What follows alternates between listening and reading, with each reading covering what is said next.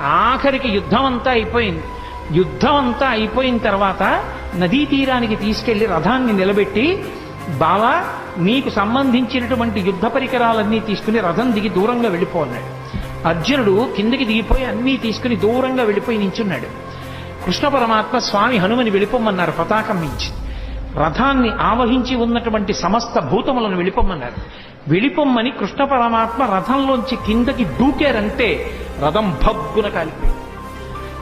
అడిగాడు అర్జునుడు, బావా ఇదేమిటి రథం ఇలా కాలిపోయిందని అడిగాడు.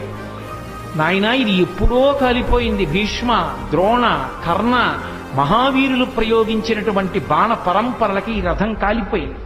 నువ్వు కాలిపోతావని దీన్ని కాలిపోకుండా ఆపాను.